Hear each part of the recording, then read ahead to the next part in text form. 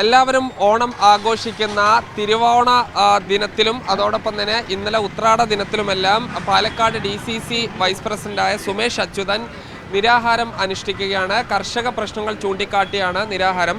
ഇപ്പോൾ താങ്കൾ നിരാഹാരം അനുഷ്ഠിക്കുന്ന ചിറ്റൂർ ഉൾപ്പെടെയുള്ള പ്രദേശങ്ങളിൽ ഭൂരിഭാഗം ആളുകളും കർഷകരാണ്. ഇവരുടെ പ്രശ്നങ്ങൾ തന്നെയാണോ ഈ നിരാഹാരത്തിന് കാരണം? കർഷകർക്ക് ഈ വർഷം ഓണമില്ല. കേരളത്തിലെ പ്രധാനമായും നെൽകർഷകർക്ക് 6 മാസം മുമ്പ് അളന്ന നെല്ലിന് പോലും ഇപ്പോഴും വില ലഭിച്ചിട്ടില്ല. അവർക്ക് വിളവിറക്കി ഒന്നാം വിളവ് ഇറക്കിയതിന് ശേഷം ആ വിളവ് പരിപാലിക്കാനുള്ള അതിന് വളമിടാനുള്ള പണം പോലും ഇതുവരെ ലഭ്യമായിട്ടില്ല.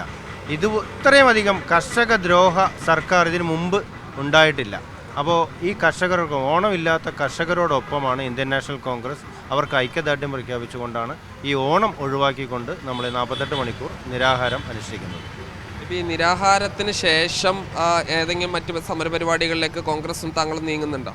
കടുത്ത കർഷകർ ഇവിടെ കടുത്ത സമരങ്ങളിൽ ഇരിക്കുകയാണ്. അതിനോടൊപ്പം ഇന്ത്യൻ നാഷണൽ കോൺഗ്രസ് ഉണ്ടാവും. കോൺഗ്രസ് പ്രത്യേകമായി സർക്കാരിനെതിരെയുള്ള നിരവധി സമരങ്ങൾ പാലക്കാട് ജില്ലാ കോൺഗ്രസ് കമ്മിറ്റിയുടെ നേതൃത്വത്തിൽ നിരവധി സമരങ്ങൾ നടന്നു. ഇനിയും കടുത്ത സമരങ്ങളിലേക്ക് തന്നെ പോവാണ്.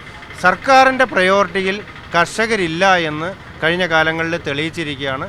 ആ സർക്കാരിൻ്റെ പ്രയോറിറ്റിയിൽ കർഷകരെ ഉൾപ്പെടുത്തുന്നവരെ ഇന്ത്യൻ നാഷണൽ കോൺഗ്രസ് സമരരംഗത്തുണ്ടാവും. എന്തായാലും കർഷകർക്ക് ഈ ഓണം ഈ ഒരു പ്രതിസന്ധിയുടെ ഓണം കൂടിയാണ്. കാരണം പാലക്കാട് ജില്ലയിൽ നെല്ല് ശേഖരിച്ചതിന് ശേഷം പണം ലഭിക്കാനുള്ള നിരവധി കർഷകർ ഇപ്പോഴും ബാക്കി നിൽക്കുന്നുണ്ട്. സാജിദ് അജ്മൽ, മീഡിയ 1, പാലക്കാട്.